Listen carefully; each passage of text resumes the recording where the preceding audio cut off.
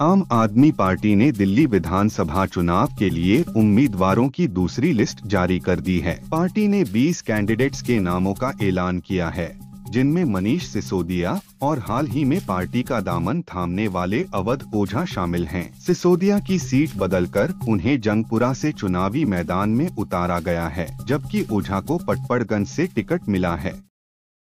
महाराष्ट्र विधानसभा चुनाव में महाविकास अघाड़ी को मिली हार के बाद खेला शुरू हो गया है। गठबंधन में टूट के आसार भी दिखने लगे हैं। महाराष्ट्र के सपा प्रमुख अबू आजमी ने शिवसेना यूबीटी पर गंभीर आरोप लगाते हुए गठबंधन से अलग होने का ऐलान कर दिया है। वहीं अब शिवसेना यूबीटी भी खुलकर एसपी के विरोध में आ गई है। आदित्य ठाकरे ने अबू आजमी पर बीजेपी की बी टीम होने का आरोप लगाया है।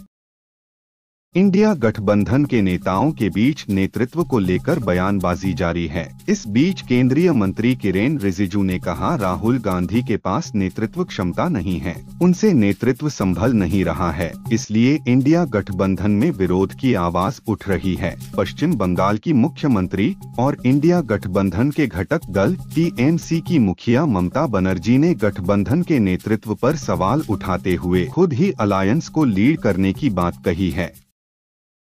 संसद में अडानी मामले पर हंगामे के बीच राहुल गांधी ने मोदी और अडानी का मास्क पहने सांसदों का मजाकिया अंदाज में इंटरव्यू लिया। दोनों ने अपने रिश्ते और संसद न चलने देने की वजह बताई। राहुल ने अडानी का मुखौटा लगाए सांसद से पूछा कि आजकल क्या हो रहा है भाई। इस पर सांसद ने मोदी के मास्क वाले की ओर इशारा करते हुए कहा, आजकल मैं जो भी बोलता हूँ ये करता है, मेरे लिए करता है।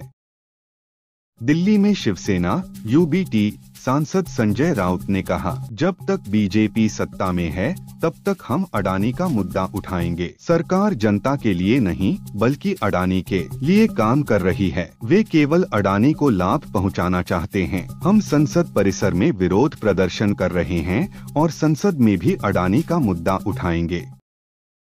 तेज गेंदबाज मोहम्मद शमी ने सैयद मुश्ताक अली ट्रॉफी में तहलका मचा दिया है। इस बार उन्होंने गेंद से नहीं बल्कि बल्ले से कमाल दिखाया। शमी ने महज 17 गेंदों पर 32 रन बनाकर दर्शकों को चौंका दिया। उनकी पारी की बदौलत बंगाल की टीम ने चंडीगढ़ को हराया। इससे उनकी फॉर्म और फिटनेस पर संदेह खत्म हो गया। शमी के ऑलराउंड प्रदर्शन ने एक बार फिर भारतीय टीम में उनके शामिल होने के बारे में चर्चाओं को हवा दी है। पश्चिम बंगाल की सीएम ममता बनर्जी ने पड़ोसी देश बांग्लादेश को सख्त नसीहत दी है। उन्होंने कहा कि आप अगर हमारे क्षेत्र पर कब्जा करने की कोशिश करेंगे तो हम क्या चुपचाप बैठकर लॉलीपॉप खाते रहेंगे। सीएम ममता ने विधानसभा में बांग्लादेशियों को जमकर फटकार लगाई और कहा कि बांग्लादेश में जो कुछ हो रहा है वह ठीक नहीं। उन्होंने अल्पसंख्यकों पर हो रहे अत्याचार पर गंभीर चिंता जताई। सीरिया में विद्रोहियों द्वारा तख्ता पलट किए जाने के बाद अमेरिका ने भी हमला कर दिया है। अमेरिकी सेंट्रल कमांड ने कहा है कि सीरिया में 75 से ज्यादा ठिकानों पर एयर स्ट्राइक की गई है। इन जगहों पर आईएसआईएस के आतंकी छिपे हुए थे। अमेरिका का कहना है कि ये हमला इसलिए किया गया ताकि ये आतंकी तख्तापलट का फायदा न उठा पाएं। यूएस ने साफ कर दिया है कि सीरिया में आईएसआईएस के आतंकियों का साथ देने वालों को अंजाम भुगतना होगा।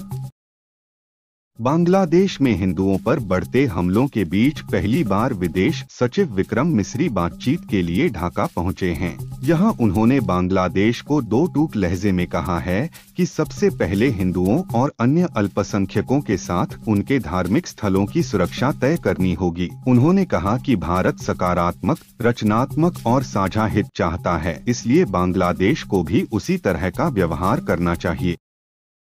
विश्व हिंदू परिषद (वीएचपी) के अध्यक्ष प्रवीण तोगड़िया ने बड़ा बयान दिया है। उन्होंने कहा, अगर बांग्लादेश में हिंदुओं पर हमले और मंदिरों में तोड़फोड़ जैसी घटनाएं जारी रहीं, तो भारत सरकार को अपनी सेना भेजने की तैयारी करनी चाहिए। हिंदुओं पर कोई भी हमला अस्वीकार्य है। भारत बांग्लादेश में हिंदुओं पर हो रहे अत्याचार सहन नहीं करेगा। वहाँ मानवाधिकारों का उल्लंघन हो रहा है, जो भारत के लिए चिंता का विषय है।